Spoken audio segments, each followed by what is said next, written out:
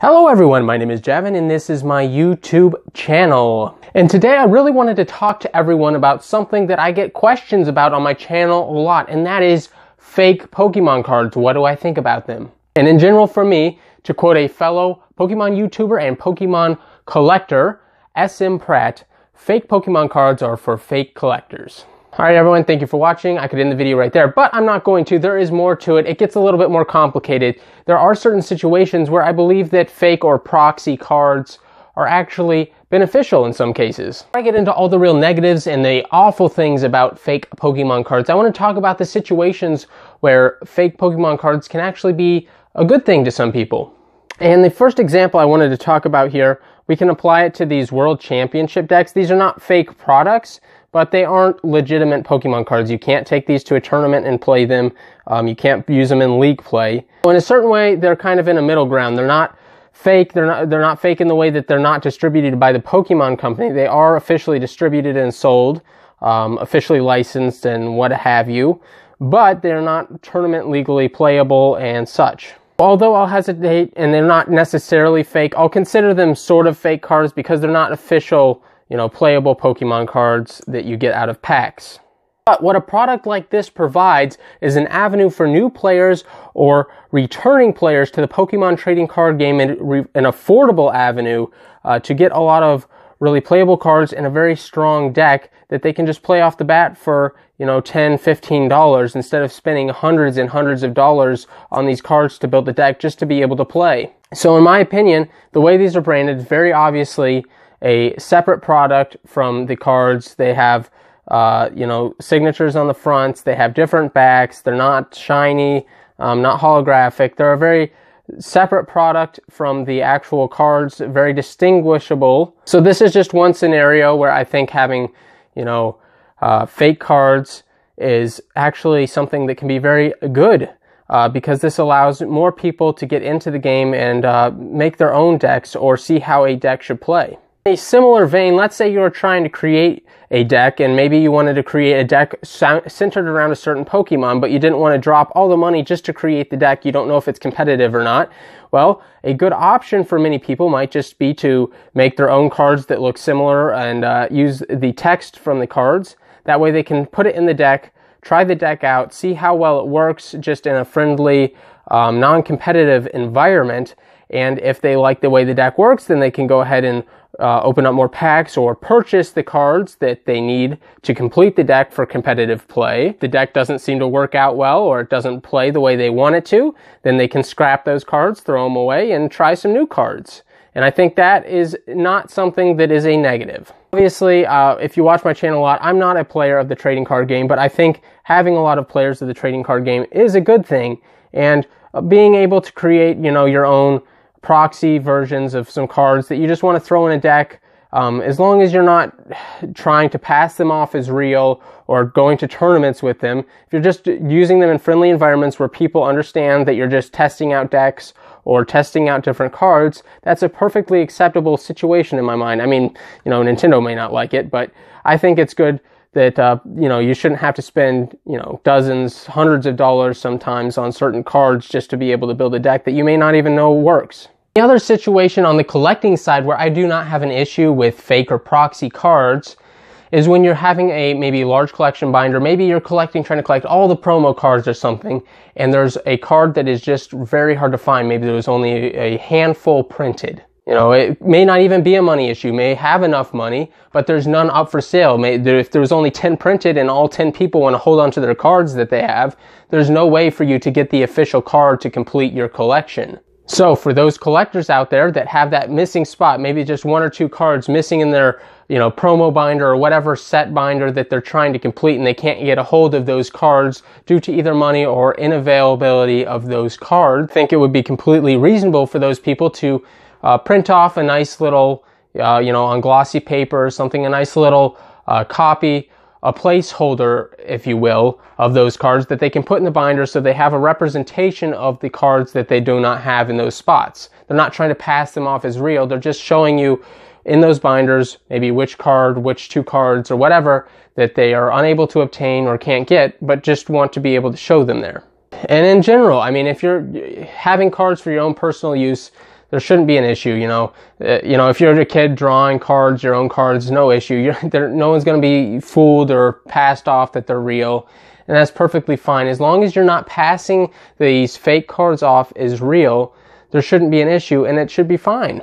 So that's the ways I wanted to stay positive there, that I actually do not have a problem with fake or proxy cards in those situations. If you want to draw your own cards, if you want to make some proxies out to test out a deck or whatever, I don't think there should be any issue, and I don't have an issue with those kind of fake cards. But where I do draw the line is when fake cards are being marketed in a way that makes them appear as an official real product being sold in place of actual cards. This whole fake card situation is kind of new to me as a collector since I came back to collecting here about 7 months or so ago. When I was collecting 15, 16 years ago, there was not this kind of issue with fake cards. I don't remember ever seeing fake cards as a kid collecting.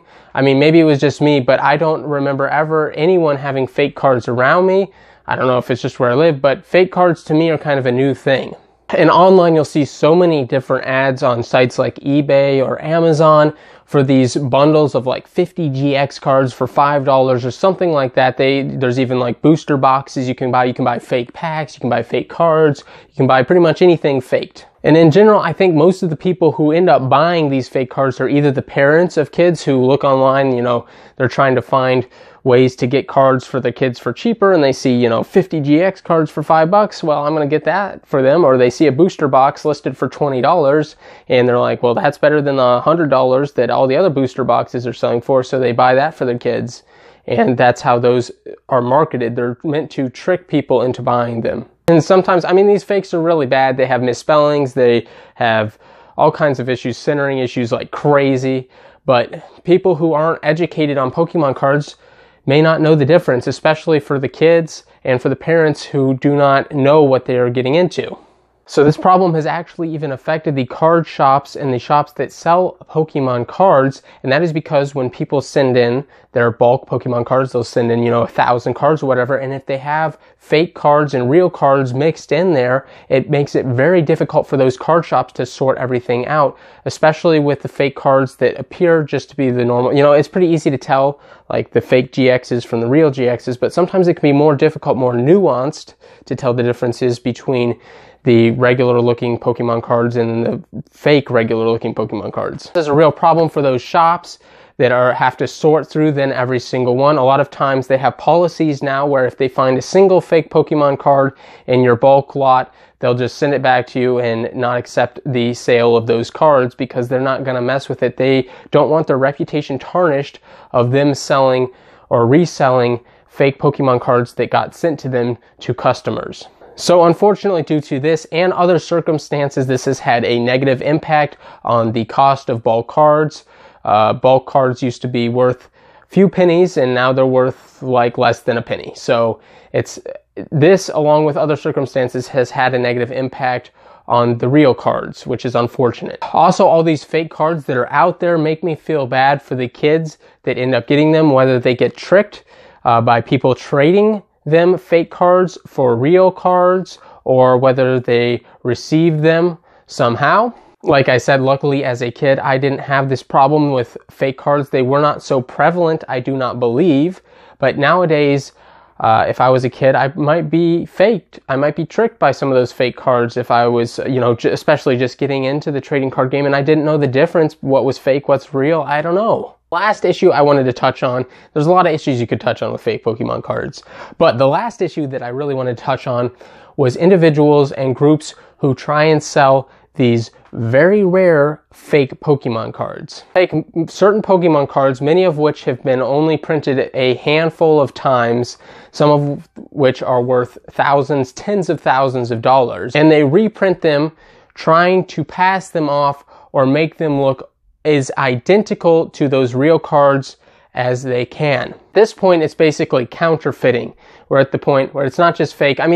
Most of the fake cards that, kids get from the fake packs or whatever, those are barely even they're counterfeit, but they're very obviously not real. And if anyone looks at them for a few seconds, they can determine that they are not real. But these cards that these other individuals are specifically making, they'll take these different trophy cards, print them off, just kind of like almost counterfeiting money. You know, they'll counterfeit them, put them out in the market. They'll try and pass off these first edition Charizards or these Illustrator cards or all these other different trophy cards that exist that are worth thousands, tens of thousands of dollars, and they'll try and pass them off as real product, real cards, trying to match them as closely as possible to the original product. And unfortunately, this has gotten to be a bigger and bigger issue as the Pokemon cards have been increasing and increasing in value. People see that value go up and they try and create these counterfeit cards to capitalize on that situation. And these people, many times they're not going and trying to